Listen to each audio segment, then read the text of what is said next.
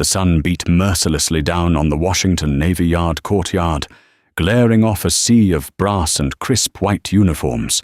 4-star General Thomas Sterling extended his hand, expecting a textbook salute from the military's most lethal new sniper. Instead, she stood paralyzed, leaned in, and whispered a name. The silence in the courtyard was absolute, the kind of heavy, suffocating quiet that only occurs when hundreds of highly trained military personnel simultaneously hold their breath. Chief Petty Officer Sarah Jenkins stood at attention, her navy dress whites immaculate, the golden trident of the SEALs pinned securely to her chest. She was a ghost in the flesh, the first woman to not only pass basic underwater demolition/SEAL, BUD/S training, but to graduate at the absolute top of the elite sniper qualification course. The media had turned her into a spectacle. Politicians had turned her into a talking point. But the teams just knew her as Wraith. She was cold, calculated, and possessed a trigger pull so steady it defied human physiology. Today was supposed to be her coronation. She was receiving the Navy Cross for actions classified far above the pay grade of everyone sitting in the folding chairs behind her. Standing directly in front of her was General Thomas Sterling, the commander of Joint Special Operations Command, JSOC. Sterling was a legend, a man carved from granite and steeped in decades of Black Ops history. He was known as a ruthless tactician who viewed casualties as mere numbers on a spreadsheet, the cost of doing business in a dangerous world. Sterling stepped forward, holding the velvet box containing the Navy Cross.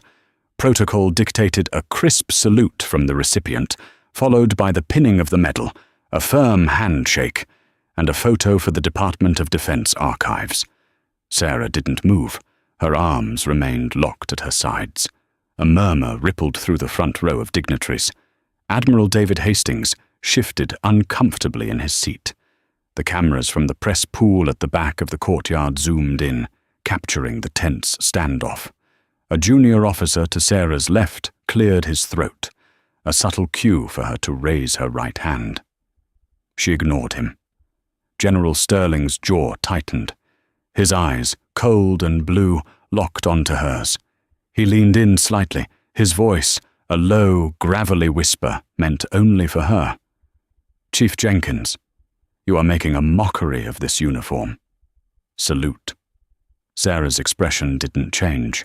The muscles in her face were utterly relaxed, the exact same expression she wore behind the scope of her Macmillan TAC 338.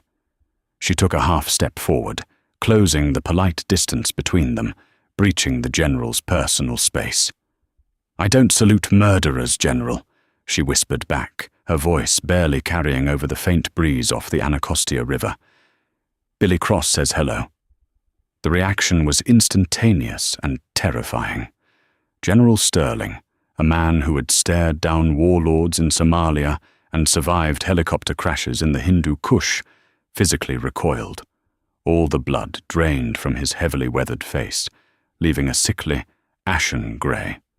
His hands trembled, and the velvet box slipped from his grip, hitting the concrete with a sharp clack. Before anyone could react to the dropped medal, Sterling's spine snapped rigidly straight, his chin tucked in, his chest puffed out, and his heels clicked together. General Thomas Sterling, a 4-star commander, was standing at rigid, paralyzed attention in front of a chief petty officer. The courtyard erupted into confused whispers.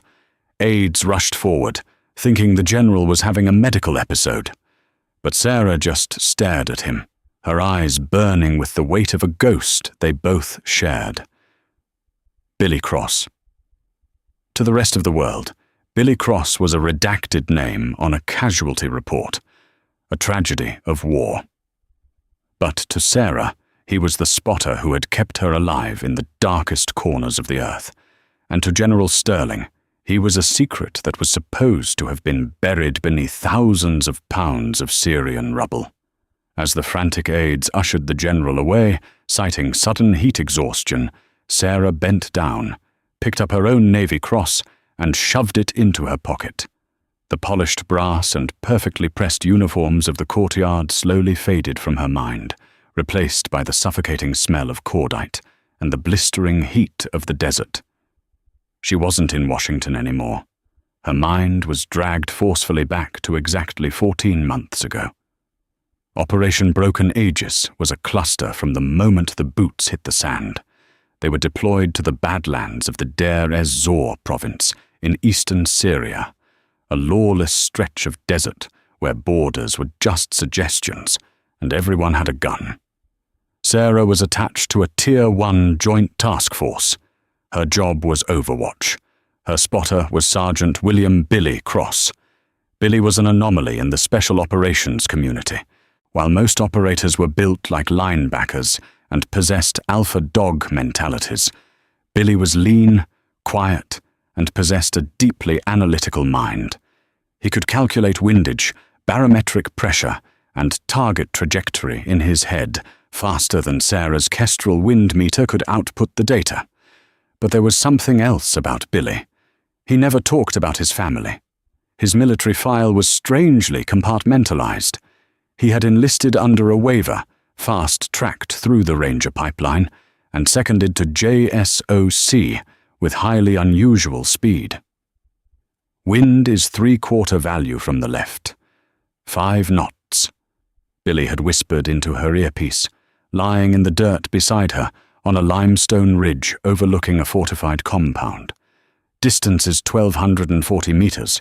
Hold left edge of the target. Copy, Sarah replied, breathing in the dry, dusty air. Their target was a high-ranking lieutenant of a rogue militant splinter cell, but the real prize was the intelligence heavily encrypted on a server inside the compound.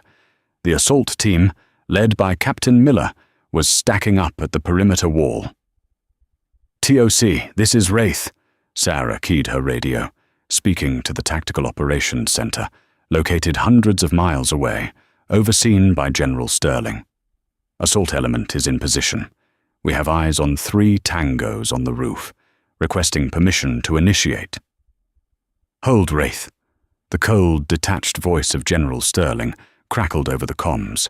Do not engage. Sarah frowned, peering through her scope. The militants on the roof were repositioning heavy machine guns directly toward the breach point. TOC, if we don't drop the roof sentries, the assault team is walking into a meat grinder. Negative, Wraith. The target is moving toward the server room. We need him alive long enough to initiate the data transfer. Stand by. Billy shifted beside her, looking through his spotting scope. Sarah, this is wrong. Those guns on the roof are hot. They know we're here. He was right.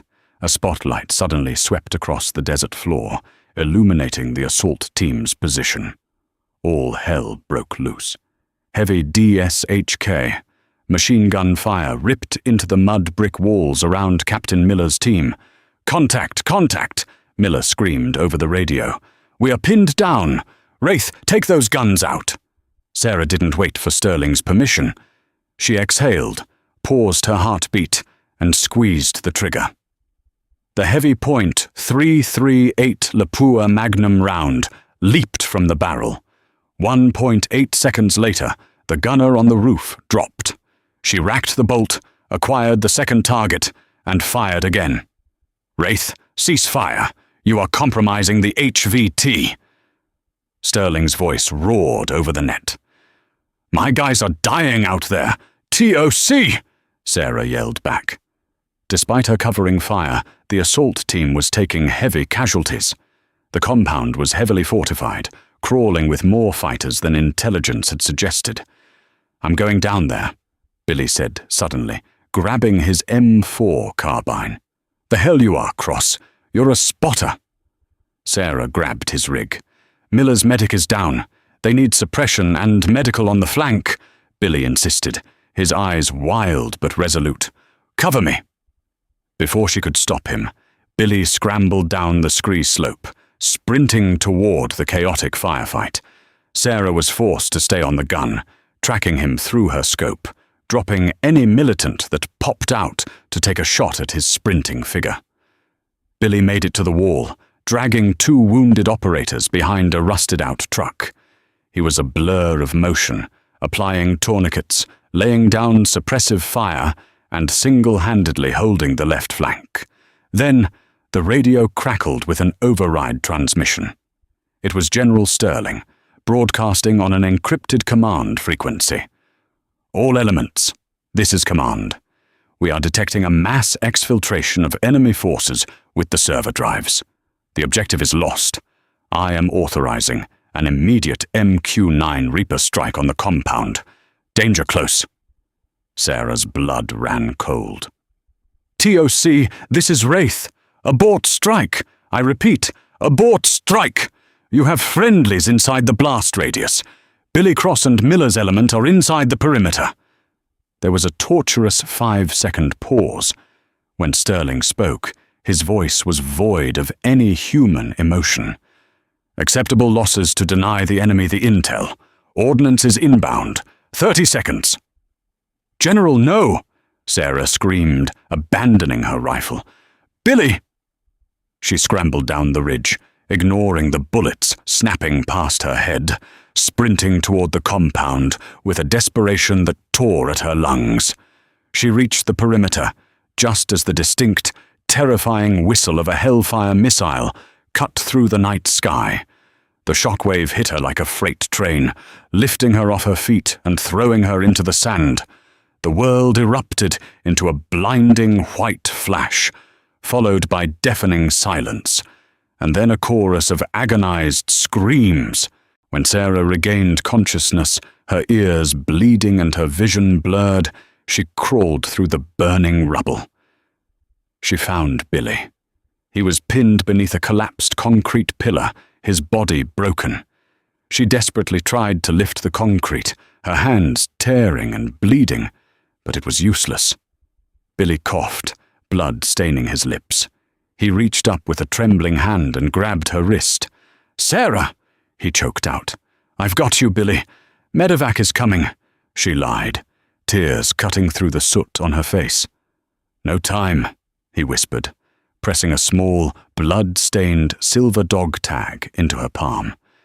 It wasn't a standard military-issue tag. "Give this to him.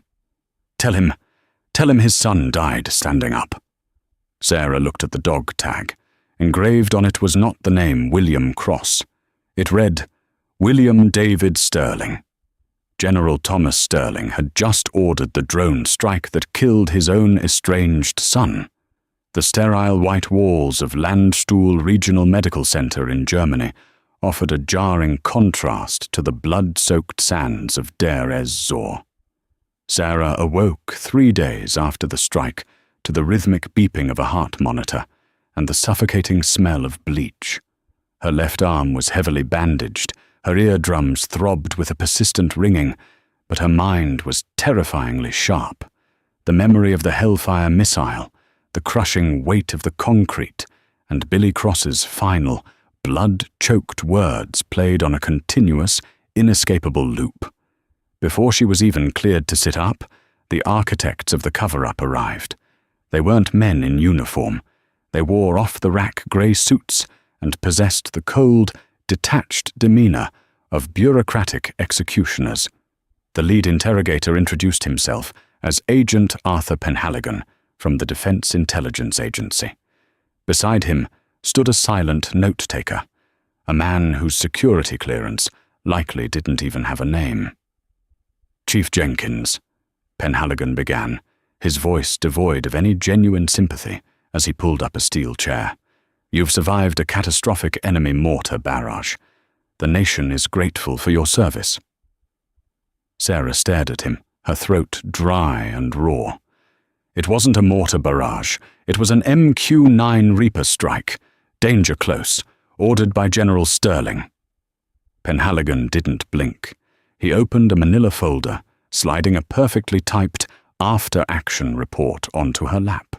According to the telemetry data and the surviving drone feeds, a rogue Syrian artillery unit zeroed in on your position. Captain Miller, Sergeant Cross, and 4 other operators were killed instantly in the barrage. You were the sole survivor of the blast radius. It is a tragedy, but an unavoidable one in the fog of war." "That is a lie," Sarah snarled, wincing as the sudden movement pulled at her stitches. "I was on the radio. I heard the order. Sterling knowingly dropped ordnance on his own men to destroy a server." Penhaligon leaned forward, the manufactured politeness vanishing from his eyes. "Chief, you suffered a severe traumatic brain injury. Concussive shock often scrambles memory retention. The official record is already filed. The President has already signed off on the posthumous Silver Stars for Miller's team. If you pursue this hallucination, you will not only be dragging the names of your dead teammates through a drawn-out, classified congressional inquiry, but you will also be subjected to a prolonged psychiatric evaluation at Walter Reed." He let the threat hang in the sterile air.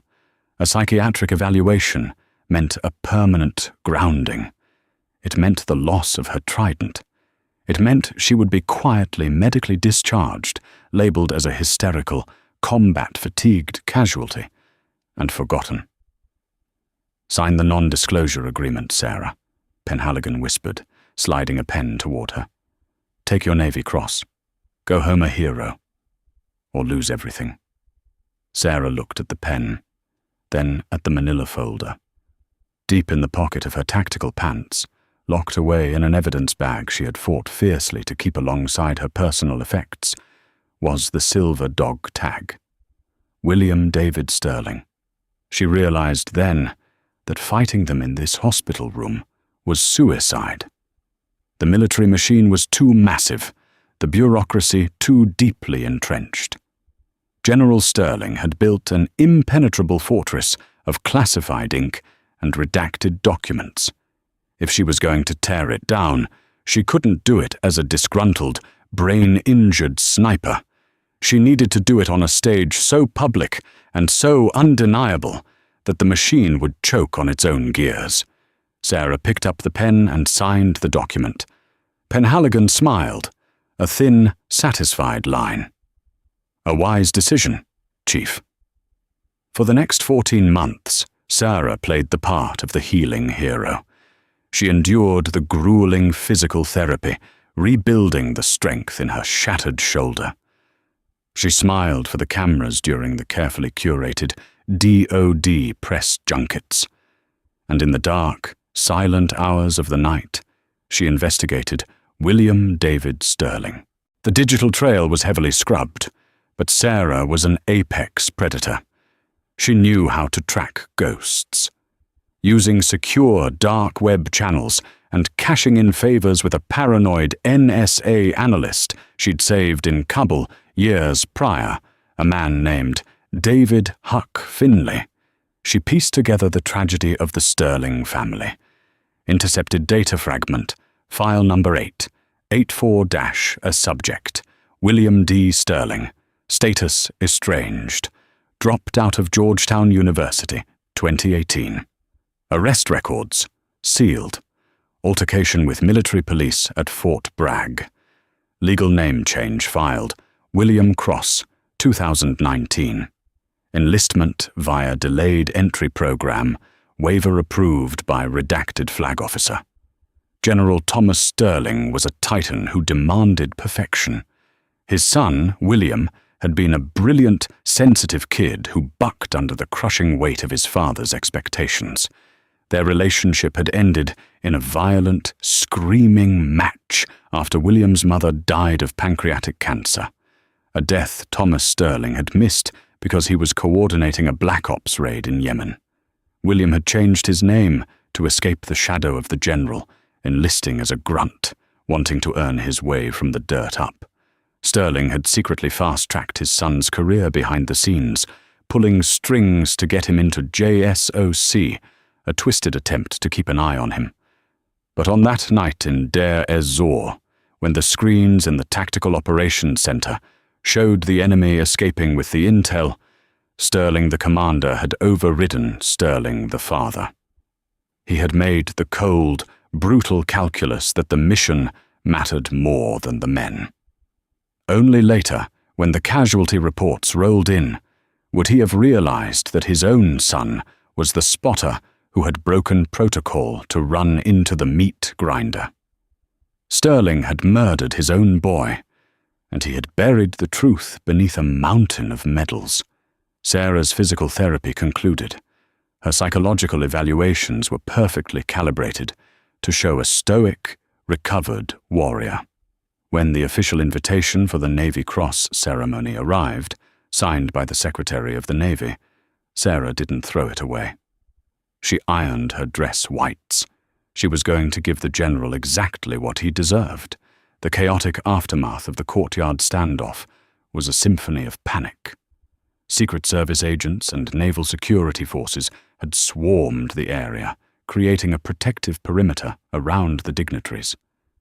General Sterling had been rushed into the Washington Navy Yard's historic commandant's suite, a secure, mahogany-paneled office typically reserved for visiting admirals. His aides claimed it was a severe vasovagal syncope, a fainting spell brought on by the punishing July heat. Inside the suite, however, the air conditioning was practically freezing, and General Sterling was entirely alone. He had dismissed his security detail, locking the heavy oak doors behind them. He paced the Persian rug like a caged animal, his chest heaving, his perfect uniform now wrinkled and damp with cold sweat. "Billy Cross says hello." The words echoed in his skull, deafening and destructive. He moved to the antique wet bar, his hands trembling so violently that the crystal decanter of scotch rattled against the glass as he poured 3 fingers. He downed it in one burning gulp. He needed to make a call. He needed to activate Penhaligon and have Chief Jenkins detained under the Patriot Act before she spoke to the press. He reached for the secure landline on the mahogany desk. "I wouldn't pick that up, General." Sterling froze.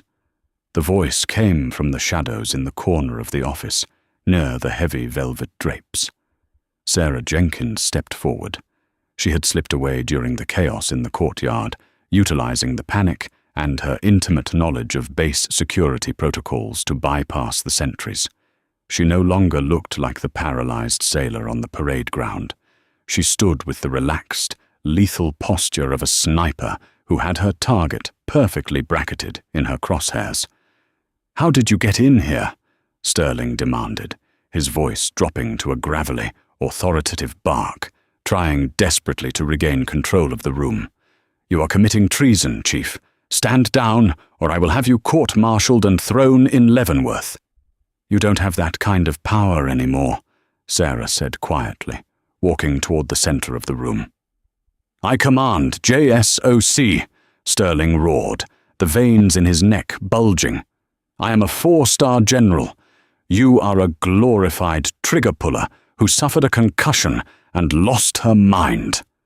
Nobody will believe a word you say." "They won't have to take my word for it," Sarah replied. She reached into her pocket. Sterling flinched, instinctively bracing as if she were drawing a weapon. But she didn't pull a gun. She pulled out the small, blood-tarnished piece of silver. She tossed it onto the polished mahogany desk. It slid across the wood and came to a stop directly in front of the general. Sterling looked down. The blood drained from his face for the second time that day. "William David Sterling. He gave that to me while he was bleeding out under the concrete you dropped on him," Sarah said, her voice dropping to a cold, unforgiving whisper. "He knew he was dying. And his last words were for you." Sterling's breath hitched. He stared at the dog tag, unable to look away. The tough, battle-hardened exterior began to fracture, the tectonic plates of his carefully constructed reality violently shifting. "He told me to tell you," Sarah continued, stepping right up to the edge of the desk, forcing Sterling to look her in the eyes, "that his son died standing up, not hiding in a bunker, not sacrificing other men for a hard drive, standing up. A wretched, choked sound escaped General Sterling's throat. His knees buckled, and he collapsed heavily into the leather executive chair, burying his face in his hands. The scotch, the power, the stars on his shoulders. None of it could shield him from the absolute devastation of that truth. He wept, the ugly, ragged sobs of a man whose soul had finally been crushed by the weight of his own sins. It was an impossible call, Sterling gasped through his tears, desperately pleading with the ghost in the room. The intel, the server, it contained the names of operatives in Damascus. It was a strategic necessity. The math dictated the strike. The math. "Billy wasn't an equation, General," Sarah said, her voice devoid of pity. "He was a man. He was your blood. And you traded him for a server that turned out to be corrupted anyway." Sterling looked up, his eyes bloodshot and wild. "What do you want, Jenkins? Money? A commission? I can make you an officer. I can get you Tier 1 command. Just leave this here. The world can't know. The military can't survive this kind of scandal." Sarah shook her head slowly. "I don't want anything you have to offer. I just wanted you to know that the sniper you tried to bury is the one who took the shot." She unbuttoned the top button of her dress-white tunic, revealing a small, black lavalier microphone taped to her collarbone. The wire ran down her back to a high-frequency transmitter secured on her belt. Sterling stared at the wire, his confusion slowly morphing into absolute, paralyzing horror. "General Sterling," Sarah said, speaking clearly and distinctly into the microphone. "This transmission has been broadcasting on an encrypted, unblockable frequency. Huck Finley is quite the audio engineer." She leaned over the desk. "You've just been broadcasting live for the past 10 minutes to the Inspector General of the Department of Defense, the Chairman of the Joint Chiefs, and the ranking members of the Senate Armed Services Committee." Sterling lunged for the phone, a desperate, animalistic reflex, but he was too late. The heavy oak doors of the Commandant's suite burst open. Armed agents from the Naval Criminal Investigative Service, NCIS, poured into the room, their weapons drawn, followed by a visibly pale Admiral Hastings. "General Thomas Sterling," the lead NCIS agent barked, flashing a badge, "you are under arrest for violations of the Uniform Code of Military Justice, including treason, manslaughter, and conspiracy to commit fraud against the United States. Step away from the desk." Sterling didn't fight. He looked like a hollowed-out shell, an empty uniform draped over the bones of a broken man. As the agent secured his wrists in zip ties and read him his rights, he couldn't take his eyes off the silver dog tag on the desk. Sarah didn't stay to watch them march him out. She turned her back on the 4-star general, walked out through the mahogany doors, and stepped back out into the blinding Washington sunlight. The courtyard was mostly empty now, the folding chairs being stacked by young sailors. She walked past the podium, reaching into her pocket one last time. She pulled out the heavy brass Navy Cross. She looked at the ribbon, at the insignia of a military complex she had devoted her entire life to, and realized she was finally free of its weight. She placed the medal gently on the empty chair where General Sterling had been sitting just an hour before. Sarah Jenkins walked through the main gates of the Navy Yard, the cool breeze finally cutting through the oppressive summer heat. She didn't look back. There were no more ghosts to hunt, no more scopes to look through, and no more generals to salute. She was going to find a quiet stretch of woods, far away from the desert, and for the first time in years, she was going to sleep. Sarah's actions brought down a corrupt titan and forced a massive overhaul of JSOC's operational oversight. She never wore the uniform again, choosing a quiet life in the dense forests of the Pacific Northwest. General Sterling spent the rest of his days in a federal military penitentiary, surrounded by silence, haunted eternally by the echo of a dropped medal and the crushing weight of a small silver dog tag.